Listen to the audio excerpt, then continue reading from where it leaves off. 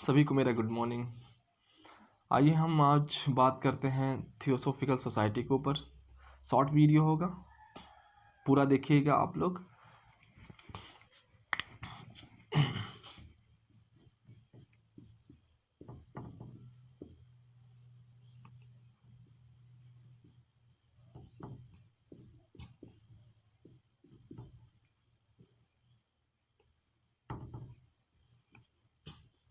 Theosophical society, ठीक है। Theosophical society, theos का मतलब होता है ईश्वर, इसका मतलब होता है ईश्वर, और वहीं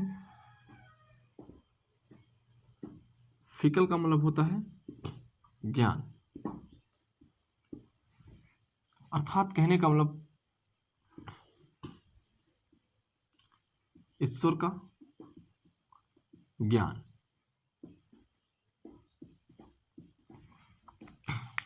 थियोसॉफिकल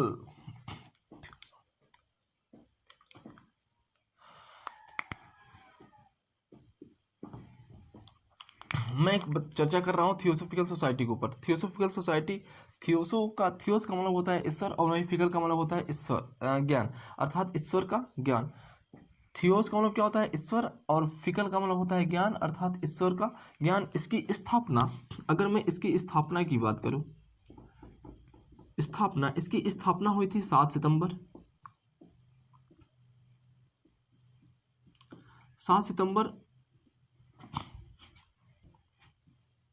1875 ईस्वी को हुई थी। 7 सितंबर 1875 ईस्वी को हुई थी। कहां पर हुई थी? तो न्यूयॉर्क में हुई थी। और वहीं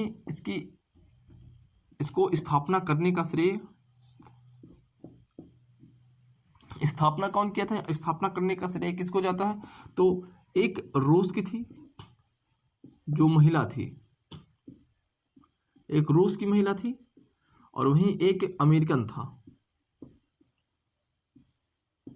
अमेरिकन रूस की महिला जो थी उनका नाम था मैडम ब्लावत्स्की, और वहीं कर्नल हेनरी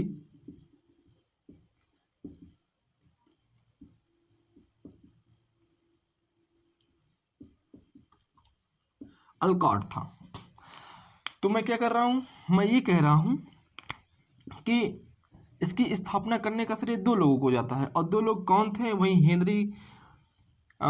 वहीं अमेरिकन का हेनरी अल्कॉट था, और वहीं रूस की मैडम ब्लावत्स्की थी। ब्लावत्स्की दोनों ने मिलकर के इस संस्था की स्थापना की थी, और यही संस्था जब भारत में आई, यह संस्था भारत में कब आई थी? तो 1882 ईस्वी को आई थी। यही संस्था, अर्थात कौन? थियोसॉफिकल सोसाइटी भारत में कब आई थी? 1882 ईस्वी को आई थी, और तब इसका अध्यक्ष यही अल्कॉट था। अध्यक्ष कौन था? अल्कॉट था।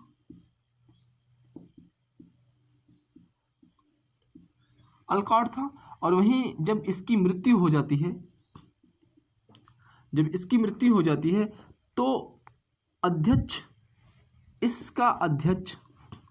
इस थियोसॉफिकल सोसाइटी का अध्यक्ष एनी बेसेंट को बनाया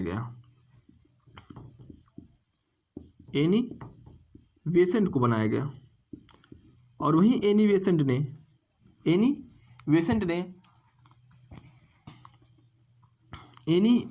ने एक 1898 ईस्वी को बनारस में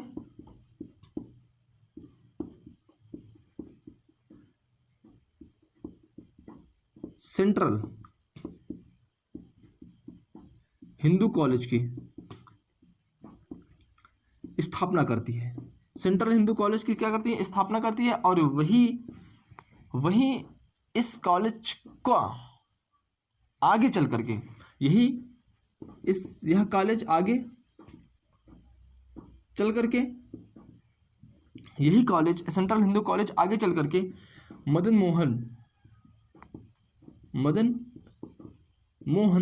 मालवीय के प्रयासों से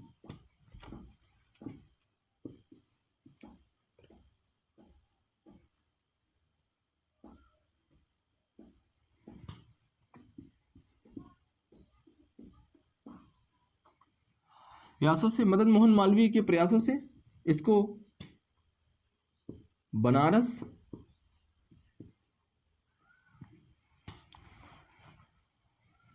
हिंदू विश्वविद्यालय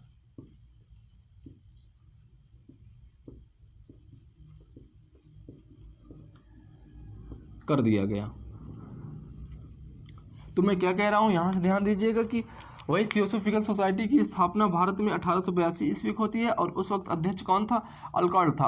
अल्कॉल्ट जब 1882 ईस्वी को जब मर गया, जब इसकी मृत्यु हो गई, तो यही एनी बेसेंट को इसका अध्यक्ष बनाया गया। तो अध्यक्ष बनिए। अध्यक्ष बनने के बाद इन्हें 1898 ईस्वी को बनारस में एक सेंट्रल हिंदू कॉलेज की स्थापना करती हैं। कौन करती हैं? एनी बेसेंट करती हैं। और वहीं आगे चल करके मदन मोहन मालवीय के प्रयासों से इसका नाम बनारस हिंदू विश्वविद्यालय पड़ गया। बनारस हिंदू विश्वविद्यालय पड़ गया। और ये बनारस हिंदू विश्वविद्यालय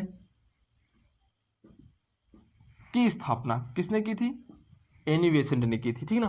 तो आइए हम बात करते हैं फिर से एक, तो वही आप लोग सुने होंगे होम रूल। तो अर्थात यहाँ पर मैं लिख रहा हूं आयरलैंड। होम रूल लीग की स्थापना सबसे पहले आयरलैंड में की गई थी। होम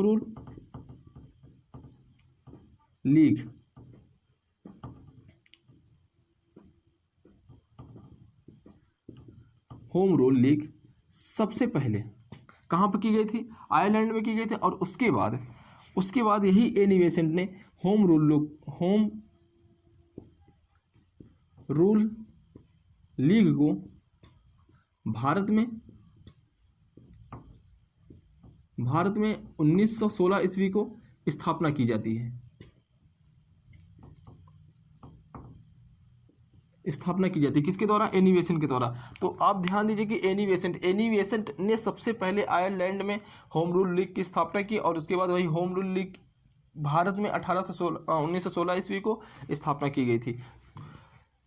किसके द्वारा होम रूल लीग की स्थापना भारत में 1916 को किसके द्वारा की गई थी? एनी बेसेंट के द्वारा की गई थी। ठीक है, इतना समझ में आया होगा। तो आइए हम एक चीज की और बात कर लेते हैं।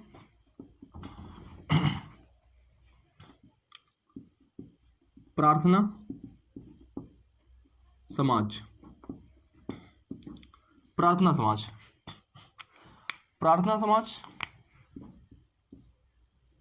1867 ईस्वी को इसकी स्थापना की गई थी।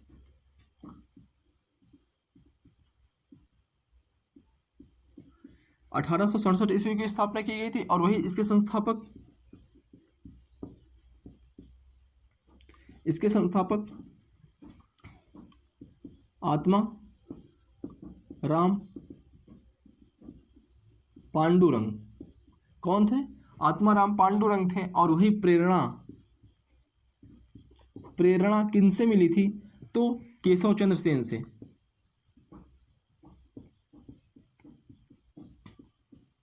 किससे मिली थी प्रेरणा? इनको किनसे मिली थी? तो केशव चंद्र सेन से। और वहीं इसकी स्थापना किसने की थी? आत्माराम पांडुरंग ने। किसकी की थी? प्रार्थना समाज की। और वही इसका उद्देश्य क्या था? इसका उद्देश्य यह था कि जो जाति प्रथा था इसकी विरोध करना था। पहली बात, जाति प्रथा का विरोध करना था। पहला उद्देश्य क्या था? जाति प्रथा का विरोध करना था। वहीं जो दूसरा इसका है, जो महिला थी अर्थात स्त्री और पुरुषों के बीच विवाह की आयु में वृद्धि करना था। तो दो चीज आया यहाँ पर, स्त्री और पुरुष की आयु, स्त्री और पुरुष के बीच में जो शादी विवाह वाला मैटर चल रहा था उसको बढ़ाना था, उनके बीच जो आयु सीमा थी क्या करना था, बढ़ाना था। और वहीं तीसरी बात यह थी कि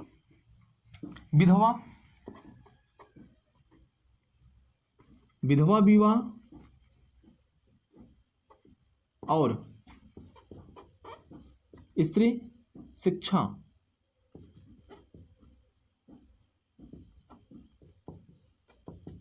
का प्रोत्साहन करना था।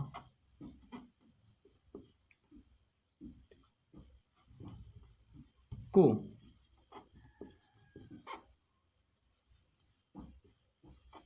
अग्रसर करना था या प्रोत्साहन करना था। ठीक है, तो ऐसे ही वीडियो प्राप्त करने के लिए मेरे चैनल को लाइक और सब्सक्राइब और शेयर करें। ठीक है, धन्यवाद।